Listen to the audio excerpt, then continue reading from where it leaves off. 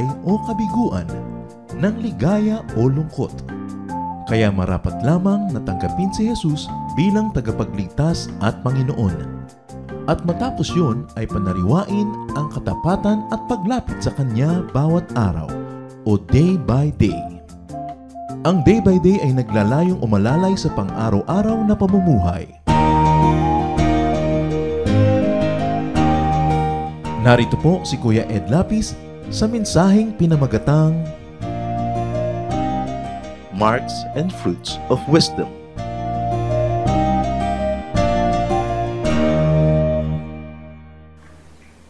Maiksi lamang po ang buhay ng tao, subalit ito'y sapat upang maganap ang lahat ng magagandang kalooban ng Diyos para sa isang nilalang.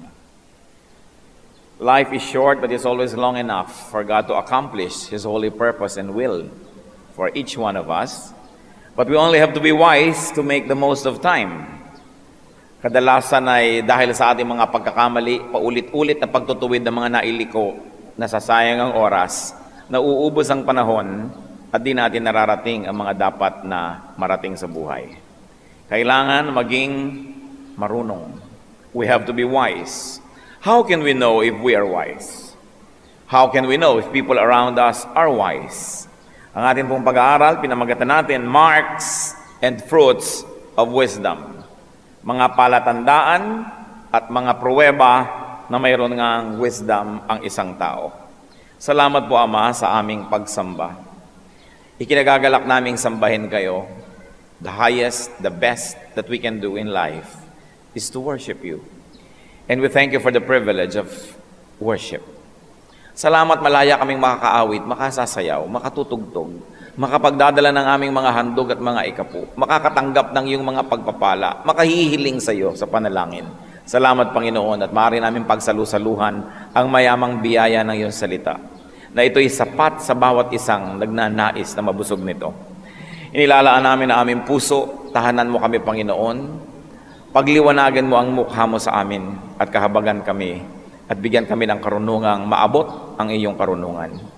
Ipaabot mo sa amin, Panginoon, ang iyong mga diwa at mga iniisip at nang sa ganon, mailigtas kami sa kamangmangan, sa kadiliman, sa karumihan at ang iyong napakahalagang karunungan na siya maghari sa aming buhay. Even as we're gathered here today, Father, we ask that you bless us and protect us from all works of evil men and evil spirits.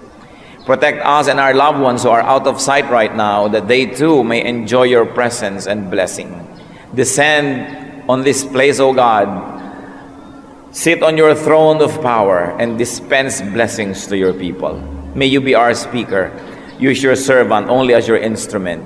Walk in our midst, O God. Touch our ailing bodies, our ailing hearts and minds. Renew us, empower us. Give us your life. We seek you, confident that you hear, as we ask in the mighty, the precious and powerful name of Jesus, your Son, our Lord.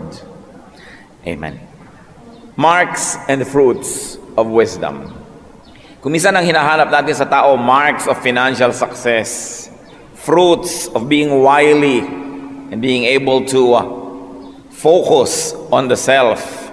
Pero ang napakahalaga po nating sukatin, yung tunay na karunungan na nagmumula sa Diyos. Wisdom is defined as the trait of utilizing knowledge and experience with common sense and insight. In other words, there can be no wisdom without knowledge first. Kailangan mayroon ng alam.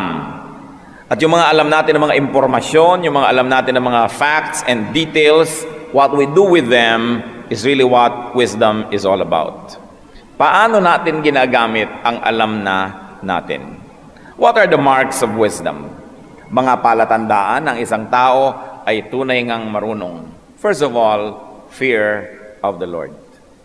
Ang pagkatakot, ang banal na takot sa Diyos, ay isang talagang pangunahing palatandaan na ang tao ay marunong nga.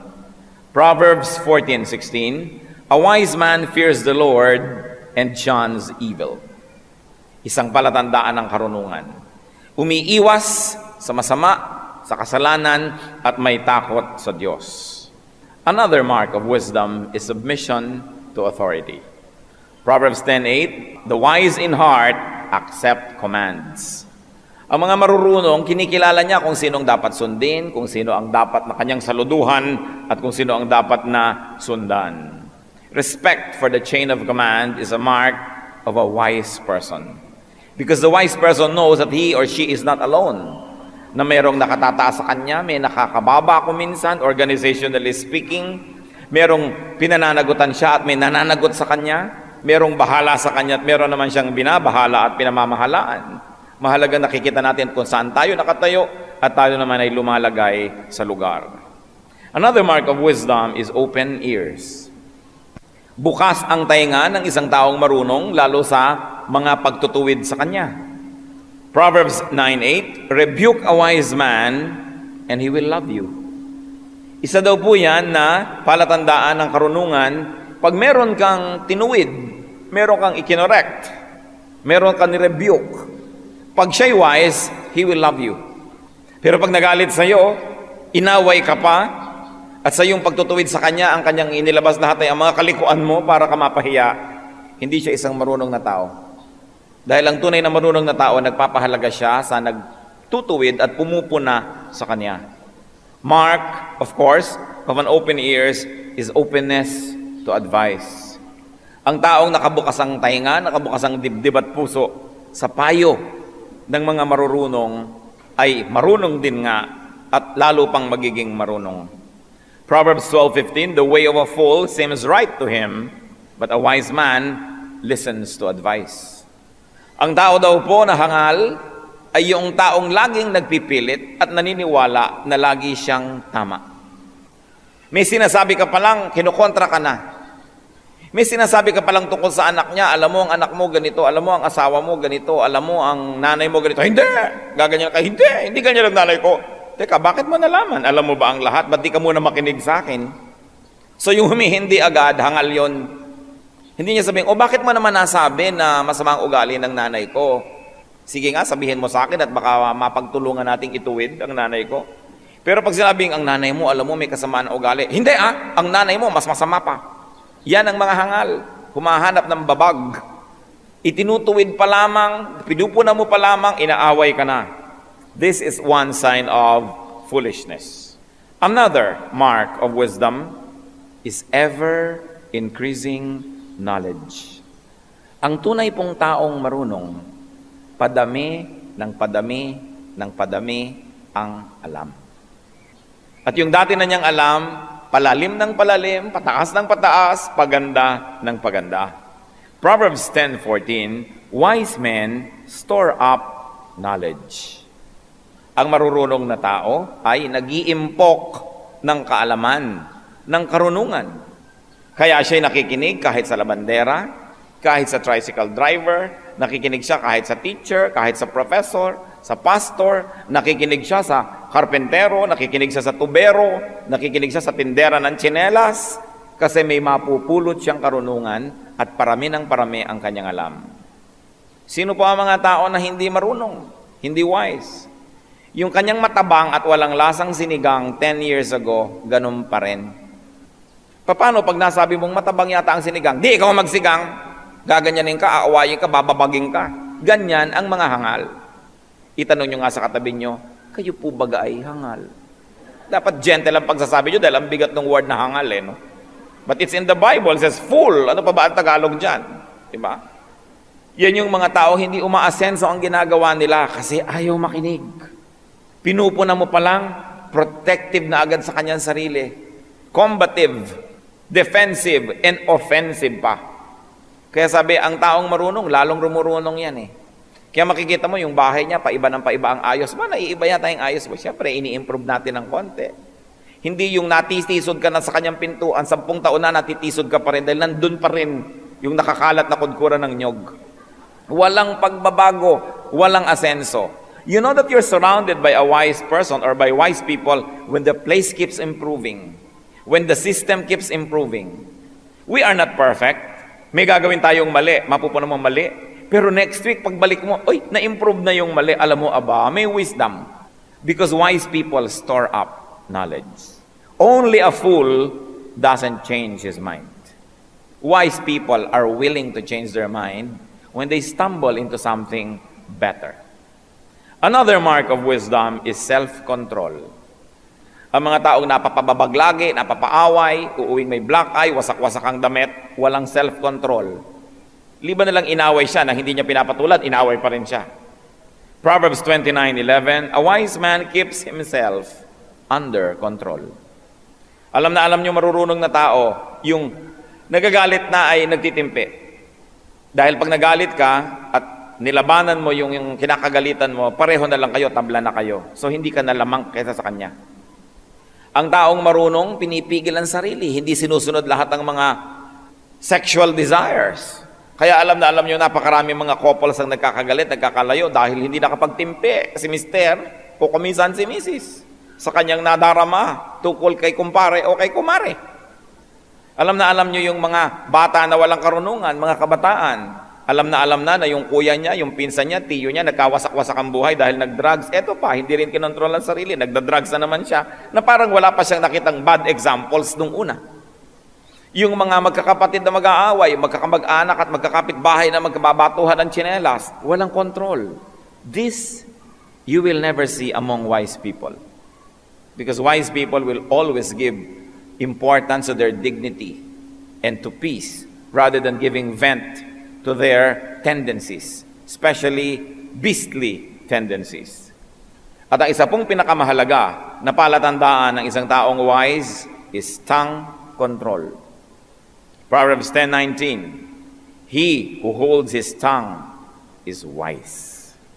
Sapagkat yung dila na yun ay pumapalag talaga, nagwawala at gustong makapagsabi ng kung ano-ano, pero ang matalinong tao, pinipigil ang kanyang dila. Yang talak ng talak dito, daldalan ng daldal, ang lakas-lakas ng boses, magsasalita lang, ang lakas-lakas ng papatingin ng lahat. Akala niya yata siya hinahangaan, subalit isang malaking kapintasan na pag nagsasalita ka, napapatingin ng lahat. Liban na lang, ikaw ay talagang magsasalita at magtatalumpati sa harap ng madla. Dapat ko ang kausap mo, nandyan lang kayo lang nagkakarinigan, hindi, hay, alam mo, badoy. Kaya kailangan nakokontrol natin ating sarili. Nagtataka ko, ang dami mga tao, Christian naman, umaaten ng Bible study, umaaten ng worship, 5-10 taon, bungangera pa rin. Parang hindi tinatabla ng salita ng Diyos, hindi nagiging class. Dapat ang mga anak ng Diyos may class. Hindi yung para kang inihampas dito, inihampas sa kabilang kalye doon. No. Dapat ang mga children of God, hindi para makalyehera. We control our tongue, we control our behavior, we control our temper, because the Spirit of God controls the evil, the beastly in us. Hindi yung mga kagustuhan lagi na lang natin ang nasusunod. Another mark of wisdom is diplomatic language. Ang taong marunong, pag merong masama ang loob, kinausap niya, humuhupa ang sama ng loob. Ang taong hindi marunong, pag may sama ng loob ang kapot, kinausap siya, lalo pang nagpupuyos ang damdamin at naglalagablabang apoy at lalo pang nagagalit. Ang taong marurunong, pag may dalawang magkaaway at siya'y namagitan, kahit hindi magkakaharap, kinausap niya si A, kinausap niya si B, nagkakasundo. Pero ang taong mga hangal, lumalala ang mga hidwaan ng mga tao sa paligid nila, oras na sila'y nakilahok. Alam niyo po ba kung bakit natin pinag-uusapan itong mga kapatid?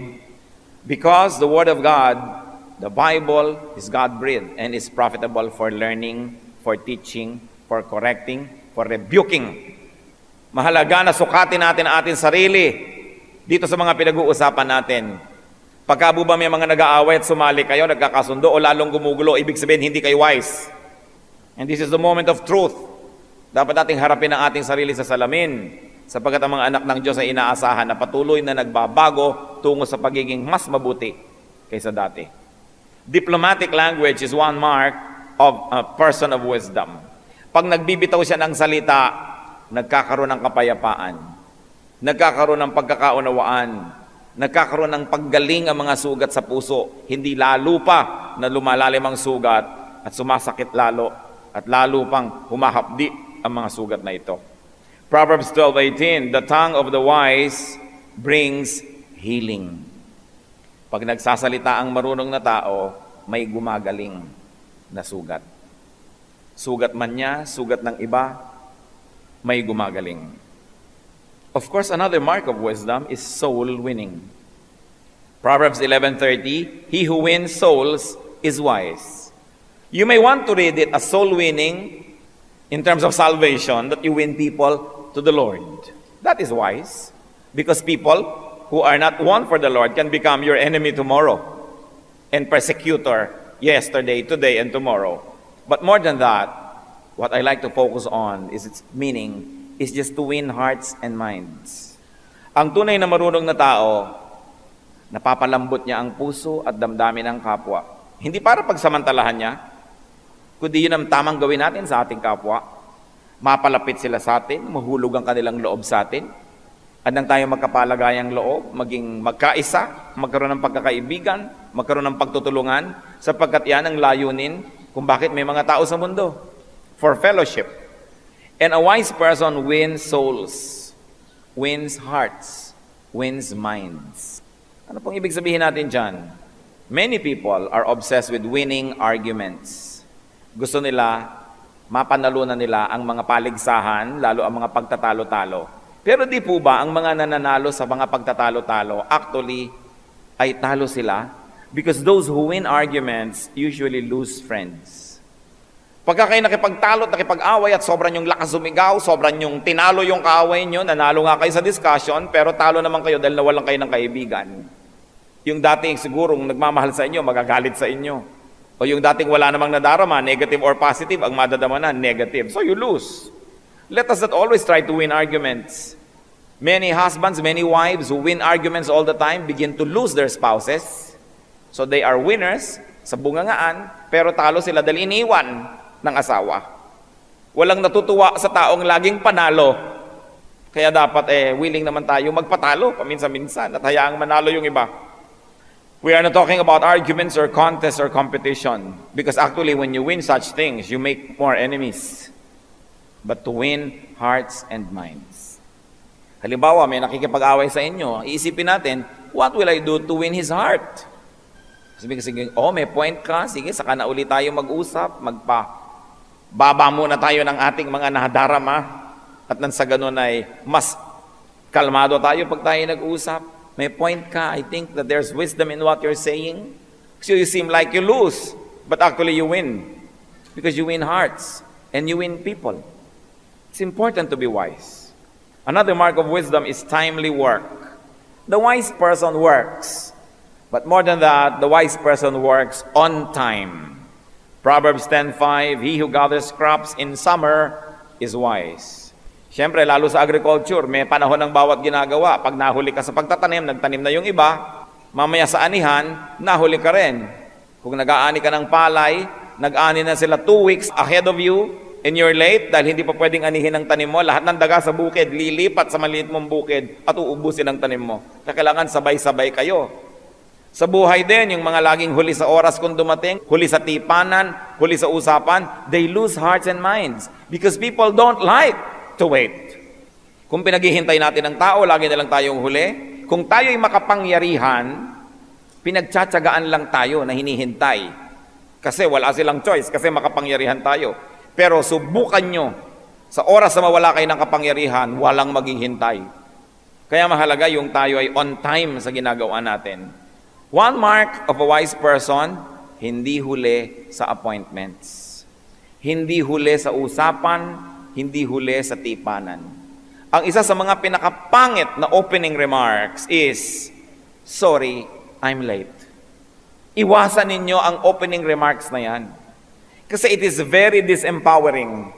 Kung meron kayong meeting, makikipag-bargain kayo with somebody about something, pero ang opening nyo is, sorry, I'm late, weak na kayo agad. And you will now be obligated to give in to something they want from you because you're trying to make up for having been late. So, sinisikap natin yan na maging marunong, to be on time.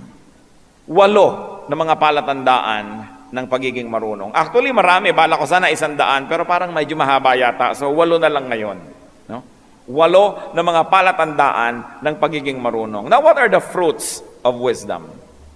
So, ipagpalagay na that these marks of wisdom are there. Therefore, these fruits will have to be there too. Okay? So, anong mga fruits ang ating inaantay dyan? Sabi sa Galatians 6:7, a man reaps what he sows. Inaani kung ano ang itinanim. One fruit of wisdom is healing. Binanggit na natin kanina yan.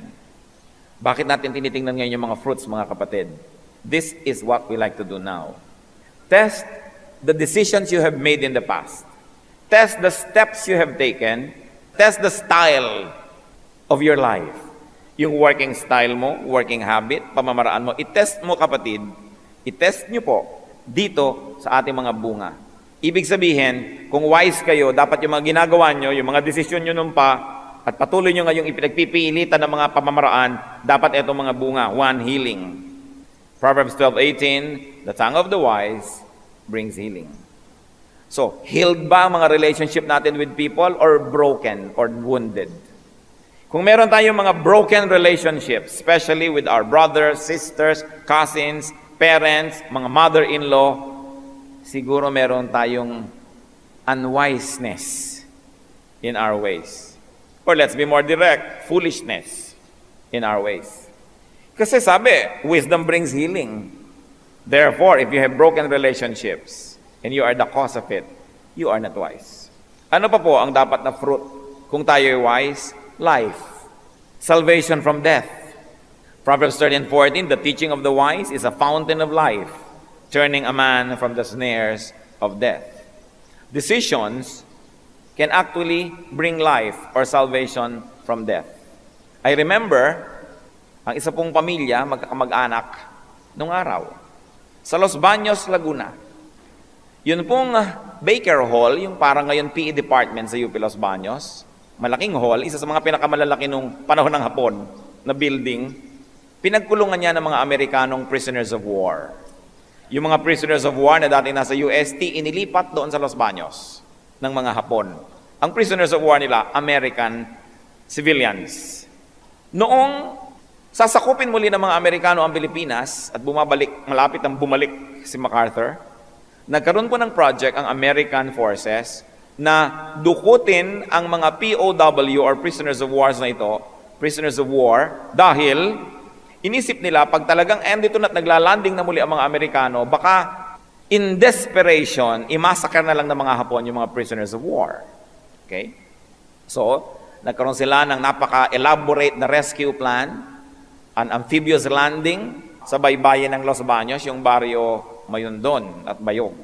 So, nagdatingan ng mga Amerikano, maliit lang naman ang contingency ng mga Hapon doon sa Los Baños, tinulungan ng mga mamamayan ng Los Baños sa mga Amerikanong sundalo na dukutin yung mga American prisoners at itinakas. Matapos maitakas ng American forces ang mga Amerikanong prisoners of war, walang iniwan na American forces in Los Baños. So definitely, anong mangyayari? Babalik ang mga Hapon, may reinforcement at sinong gagantihan nila? Ang mga mamamayan. Ganun ang nangyari. And I'm going to talk about a decision made by several people. Meron pong mag-anak, mga magkakapatid na may asa-asawa, people felt that they were safe inside the Catholic Church in those times. So nung nabalitaan nila na mga Hapon susugod, meron pong mga nagpuntahan sa loob ng simbahan at doon sila matutulog, magpapalipas ng gabi. Sa kalagitnaan ng gabi, isa sa mga lalaki na nandun ang kanyang asawa at dalawang anak, sabi niya, parang hindi maganda ang pakiramdam ko dito, aakyat ako sa bundok, dadalhin ko ang pamilya ko. Ayoko dito sa loob ng simbahan, ang dami-daming tao. Parang nakaka-attract lalo ito ng gulo at aggression. Meron siyang isang kapatid na babae na yung asawa nun ay wala sapagkat sundalo, so dependent siya sa kuya niya, so sumama rin siyang umalis. May isa pang kapatid na babae na nandun ang asawang lalaki, yung asawang lalaki ang nag-decide, hindi tayo aalis, dito tayo mananatili sa simbahan. So decisions. Two men decided, one to leave the church, the other to stay. And their families were with them, their respective families. True enough, sa kalaliman ng gabi, sumalakay ang mga Hapon, sinunog ang simbahan at ang lahat ng lumalabas na tao binabayoneta. Bakit ko alam ang kwento? Nakaligtas ang isang pamilya at yung kapatid niya hindi naligtas. Kasi tatay ko yung nag-decide, aalis tayo dito. Dala-dala niya yung nanay ko at yung kuya ko at ate ko. Sumama yung kapatid niya at saka yung mga pinsang ko. Pero yung isa kong tiya, napatay ng Hapon. Kasi yung asawa niya ang desisyon, dito tayo sa church. You know what I'm trying to say here? Wisdom can save people from death. Wisdom can cause death. Tayo po mga tatay, mga nanay, mga kuya, mga ate, meron tayong desisyong ginagawa araw-araw. At sa mga desisyon natin na yan, damay ang ating mga pamilya. Kailangan tayo wise. Kailangan lagi tayong namimili. Meron tayong konting pera. Meron tayong natanggap separation pay, retirement pay. Saan natin i-invest? Sa ganitong negosyo o sa ganon? Wisdom is needed because you might destroy your lifetime savings with one wrong decision. Pag-aaralin ba natin ang anak natin away from us, magdodormitoryo, o dito na lang at sa paaralan na ito na lang siya pumasok dahil malapit sa atin? You need decisions. And you need to be wise. And the Bible doesn't give you verses as to what to do and what not to do. That's why we know what the Bible says, but to apply that so that the best can happen in our lives. We know what society does, we know the facts, we know the details, but to have application so that it will be beneficial to us when we apply such knowledge, that requires wisdom. And wisdom is so important. That's why we're discussing it. Even now, while you're listening to this message, you will probably have to make a decision soon. Baka meron nga sa atin ngayon na nasa kalagitnaan ng pagpoproseso ng isang iniisip dahil gagawa na isang pasya. We have to be wise. Because one fruit of wisdom is salvation from disaster. If not from death, from disaster. Proverbs 14:3, the lips of the wise protect them. Isipin nyo na lamang, kung yung tatay ko pala noon ay nagpasya na titira din tayo dito sa simbahan na ito, di wala tayo lahat ngayon dito dahil wala ako dito, dahil hindi na ako naipanganak pa. Dahil ang anak pa lang nila noon, 1 and 2, number 8 pa ako, ang layo pa. Salamat na lang, merong wisdom siya noon. No? I'm sure it's God-given. Mga ama ng tahanan, mga ina ng tahanan, ganyan kabigat ang ating mga pananagutan. Minsan, simpleng decision can mean life and death. Another fruit of wisdom, we have to look for this in our life. Kung sinasabi nating wise tayo, peace. There must be peace from anger, from strife. Proverbs 29 verse 8, wise men turn away anger. Ang tunay na marurunong na tao, pag may galit sa kanila, nung humarap sila, nawala ang galit. Iyon ang wise. Pero yung pagharap niya, lalong nagalit siya, tinaga. Siguro meron siyang sinabing lalong nakapagpalala ng sitwasyon. Nataga tuloy siya. O kaya kung talagang wise siya, ba't siya haharap? May hawak na gulok.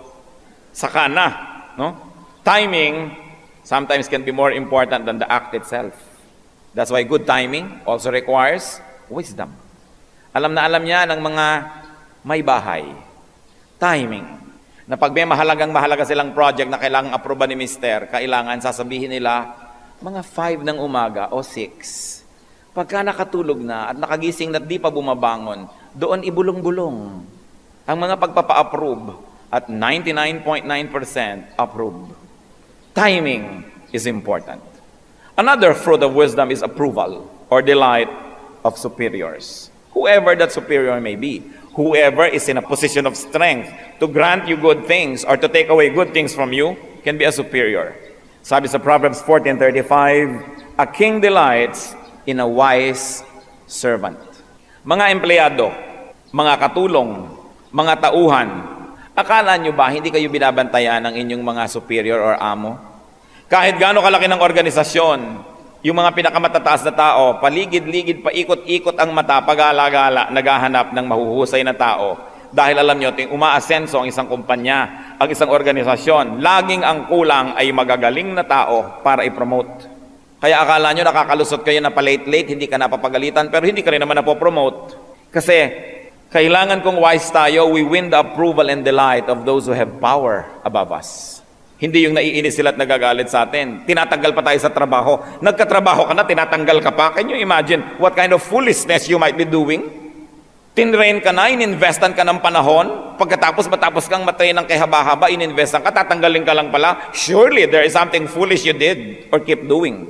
Because kings, superiors, employers always want to look for good people and you always want to keep them. So if nobody's keeping you and people are taking you away from the organization, there must be lack of wisdom on your part. Kailangan tinitiyak natin yun. Hindi yung pagka ikaw tinanggal, ang sama ng organisasyon, ang sama ng mundo, ang sama ng lahat ng tao. Another trait of a foolish person. Kasi foolish persons, when they are faced with difficulty, blame other people all the time. They blame the weather, they blame their pituitary glands, they blame their kidney. Basta kahit sino na lang ang masisi, hindi lang ang sarili. Ang tunay na marunong na tao, pag may nangyari sa kanya na hindi maganda, mananalamin agad, kakanta ng saan ako nagkamali. Dapat ganon. Hindi yung laging ang sisisihin mo agad, di ba? Kakampihan ka naman agad ng asawa mo, kakampihan ka ng anak mo, kakampihan ka ng nanay mo. Pare-pareho na kayo sa tambak na hangal. Yung mga kampi-kampi, hindi po yan trabaho ng matatalino. Hindi mo kakampihan dahil lang kamag-anak mo. Lalo tayo mga anak ng Diyos, ang kinakampihan natin ang katwiran. At kung sarili nating anak, magulang natin, kapatid natin, mali. Mali. Ang mali ay mali.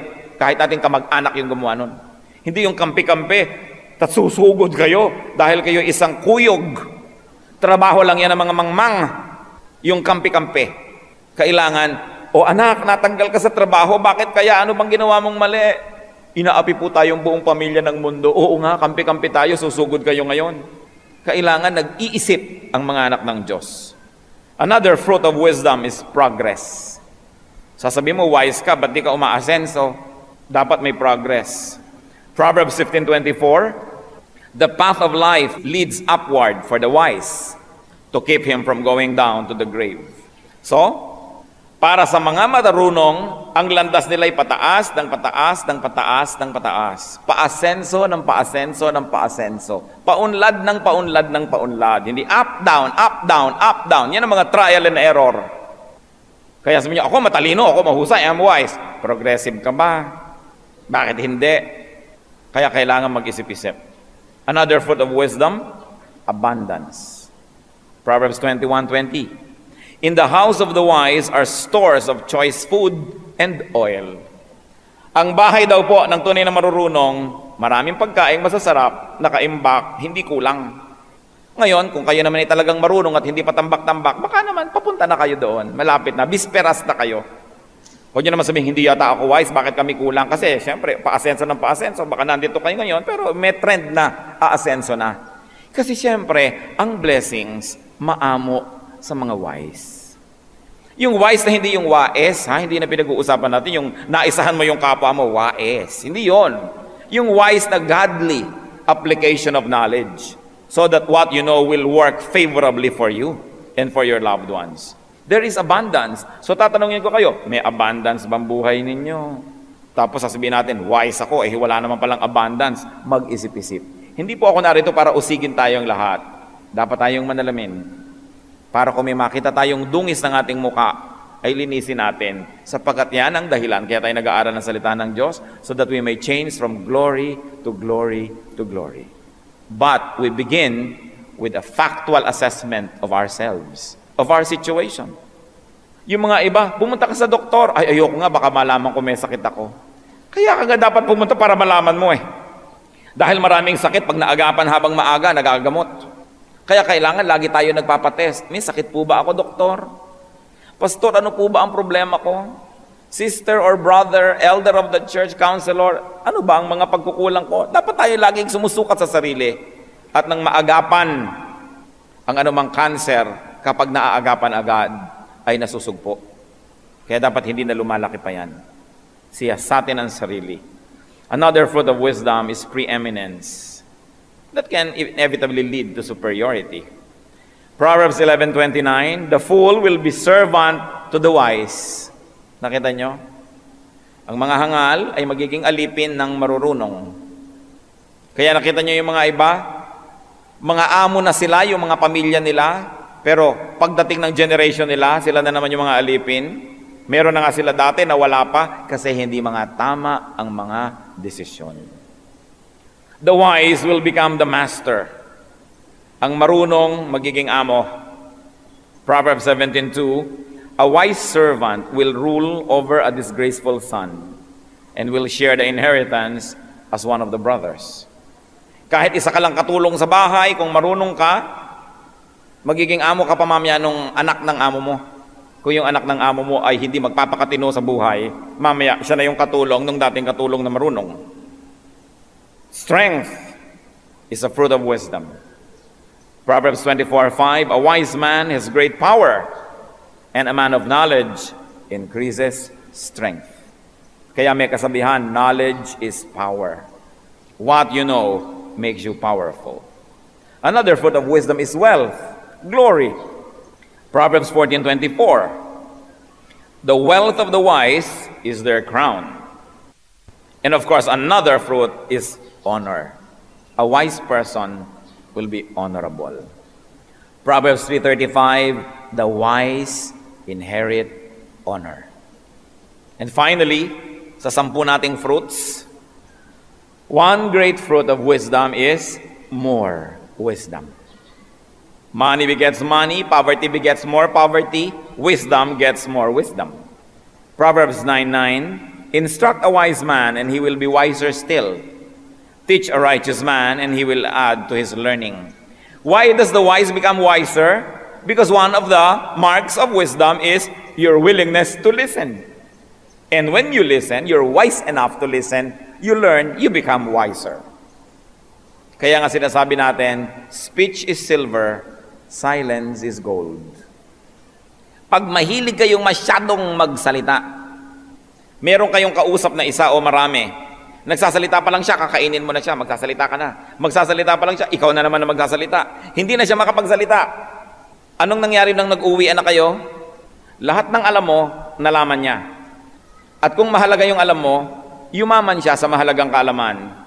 Pero usually, kung sobra kang daldal, ibig sabihin walang halaga yung nalaman mo. Ang nalaman lang niya tungkol sa iyo ay wala kang alam. Pero nalaman niya yon. Ikaw na tabil, daldal, pag uwi mo, teka, wala yatang nadagdag sa alam ko. Lugi ka. Yung taong nananahimik at nakikinig, yumayaman ang isip.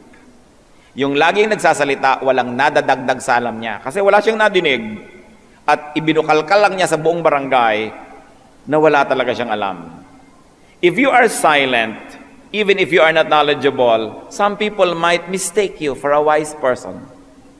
But if you always talk, you will only reveal what is between your ears and you will only betray yourself. It's always nice to listen at least half the time. Kung may kausap tayo, at least 50% ng time makinig tayo. At least. Don't dominate discussions. Yung masyadong maingay, malakas ang boses, laging nangunguna, binibilad lang niya sa lahat na siya isang walang kakwenta-kwentang tao. Check yourself, brothers and sisters. Let us check ourselves for marks of wisdom, for the life, and for the fruits of wisdom. Meron ba tayo nun? At kung nakita nyo na yung mga fruits na yan, marami sa inyong buhay, salamat, wise pala tayo. We should thank God and use our wisdom to be wiser still, and use our wisdom to glorify God. But, kung kayo'y tinimbang, ngunit, kulang. Salamat sa Diyos, nalaman natin kulang tayo. Dahil ang Panginoon laging handang punan ang ating mga kakulangan. Basta't handa tayong kilalanin na kulang po ako, kailangan ko po kayo, O Diyos. Aming Diyos, sukatin niyo po kami. Sukatin niyo po kami, Panginoon. Walang lihim sa inyo. Walang ingay, walang arte na pwedeng magtakip sa mga kamangmanga namin sa inyong paningin. Maaari naming linlangin ang kapwa, pati aming sarili, pero hindi kayo. Kaya kayo ang nilalapitan namin, Panginoon. Ipakita nyo sa amin, ipamukha sa amin kung sino kami. Marunong ba kami o hindi? O baka mga parang latang walang laman na napakaingay dahil walang laman. Ituro nyo po sa amin ang higit na tamang paraan ng pamumuhay. Iligtas nyo kami sa mga kapahamakan dahil sa maling mga desisyon. Iligtas mo kami, Panginoon, sa mga pagkakamali na maraming maaring madamay. Teach us to be wise. Teach us to recognize wise people around us so we can listen at their feet, follow their advice, follow their example.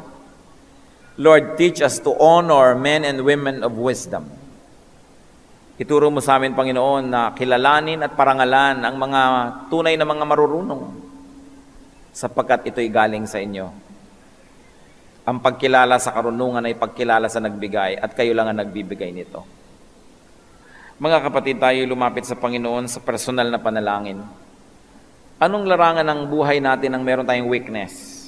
Saan tayo hindi marunong? Kung minsan naman marunong tayo sa ibang larangan, pero may ibang larangan na doon tayo dapa ng dapa, laging doon tayo nagkakamali. Ilapit natin sa Panginoon sa panalangin na bigyan tayo ng karunungan. Ipakita nawa ng Panginoon sa atin ang ating kalagayan. God wants everyone to be wise. There's enough space for all the people if all of them became wise. God wants us wise. Be alone with the Lord. Fellowship with the Spirit of God. Suriin ang ating mga kamalian at humingi sa Panginoon ng wisdom. You know, you can ask for wisdom from God. Ask.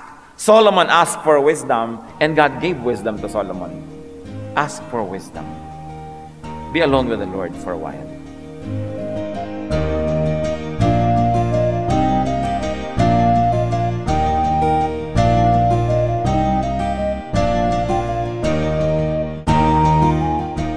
Ang katatapos pong mensahe ni Kuya Ed Lapiz ay pinamagatang Marks and Fruits of Wisdom.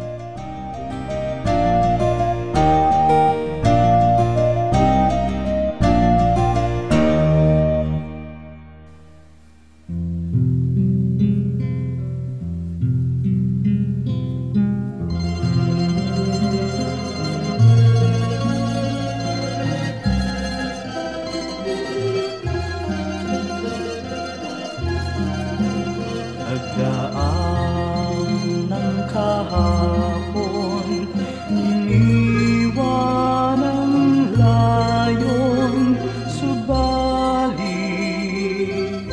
kayo'y nanatili. Ako'y piring man sa bukas, tadhana'y lumipas, panatag sa inyong kandili. O Jesus, sa ulayaw, hatid sa kibuhay, magkapay sa paglalakbay, kaibigan kang tunay, dagliang karamay, kailanman di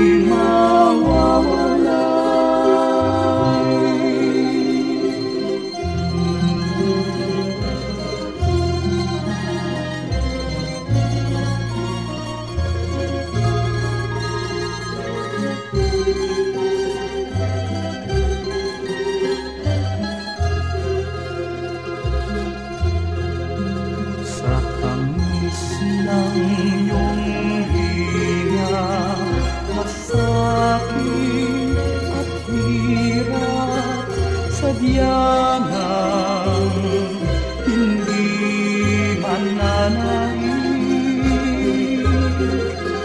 O Jesus, kaulayaw,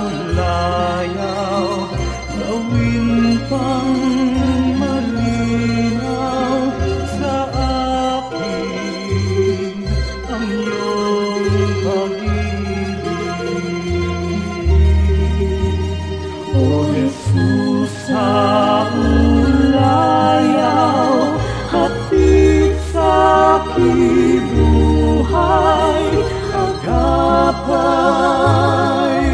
sa paglalakbay, kaibigan kang tunay, dagliang karamay, kailanman di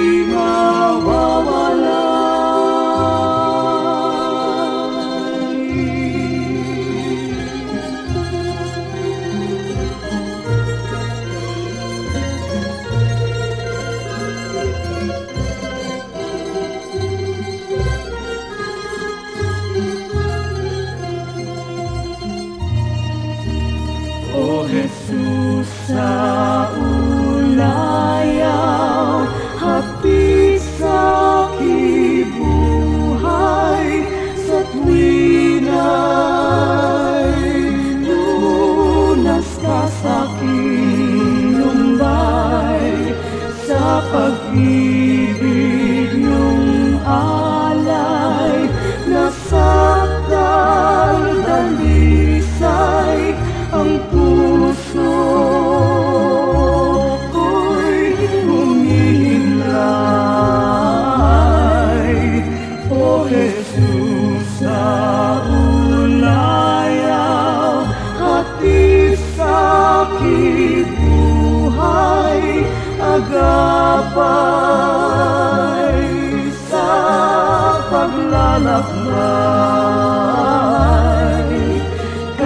Ibigan kang tunay, tagliang karamay, kailanman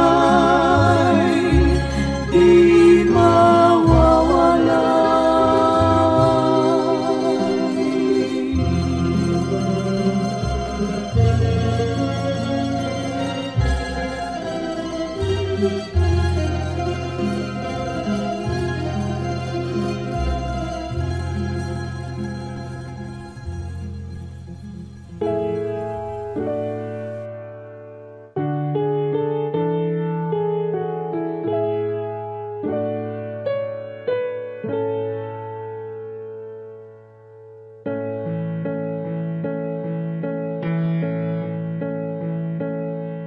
Kung aking marinig, banayad mong tinig, paligid may dilim, sa pag-asa'y hitik.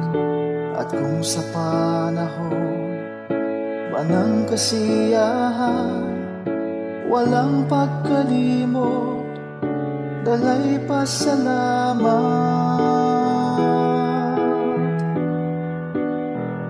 Alay ko ay papuri, damhin mo pagsamba, ang pag-ibig mo sa'kin walang hanggan.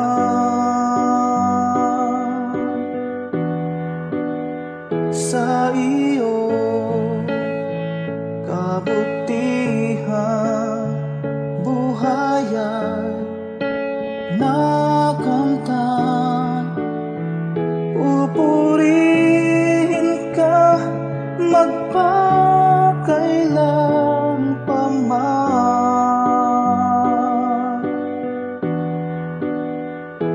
aking Diyos.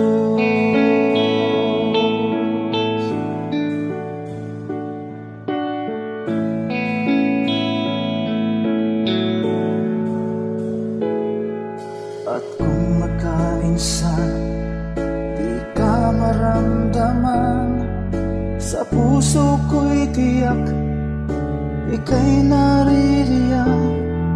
Kahit sa dulo man itong aking buhay, ika'y aking lakas, hindi mangangamba.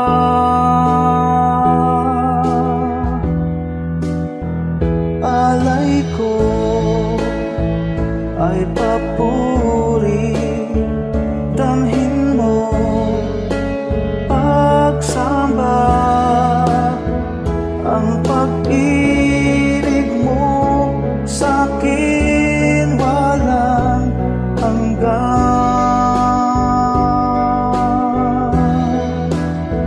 Sa iyo kabutihan, buhay ay nakamtan. Pupurihin ka magpakailan pa man,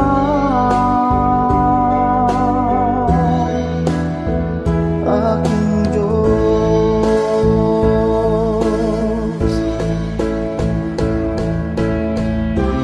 Bawat yugto sa aking buhay,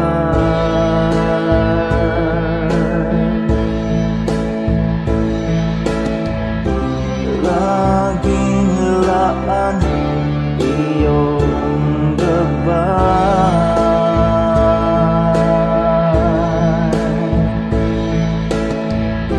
Sa piling mo may tagumpay.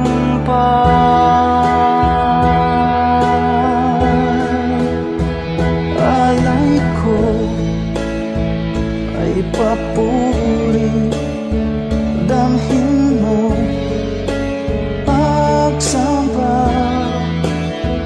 ang pag-ibig mo sa'kin walang hanggan.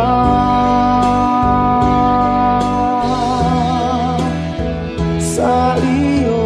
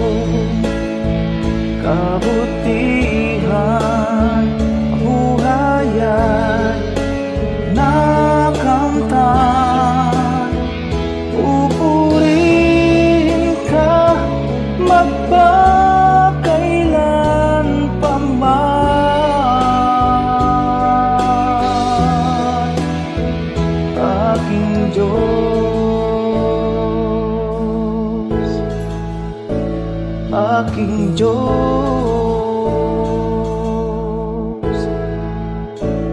aking Diyos.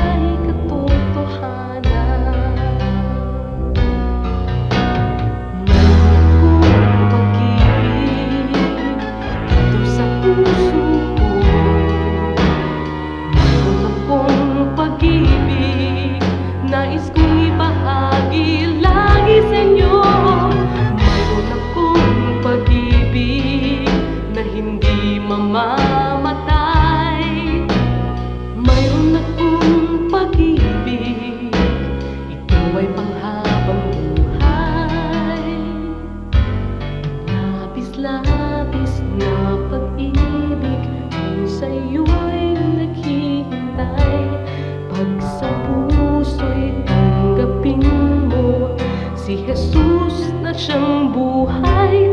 Noon ang Diyos sa puso ay isang katang isip lamang. Ngunit ngayon siya ay katotohanan.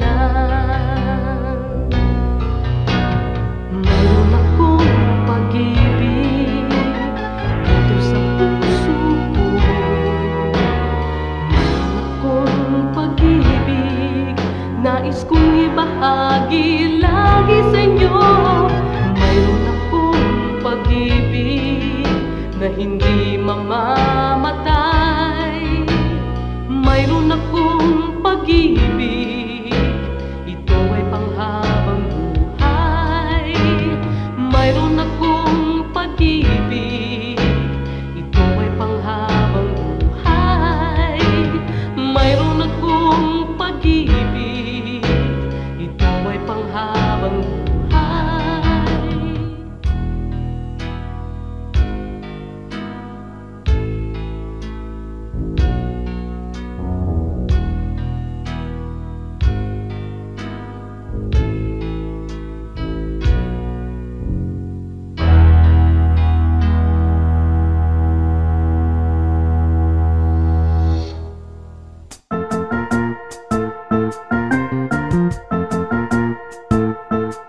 Oras na po para pansamantalang magpaalam ang programang Day by Day. Tayo po'y magsama-sama tuwing ika-6 hanggang ika-7 ng umaga, araw-araw. Magandang umaga po at mabuhay ang Panginoong Hesus!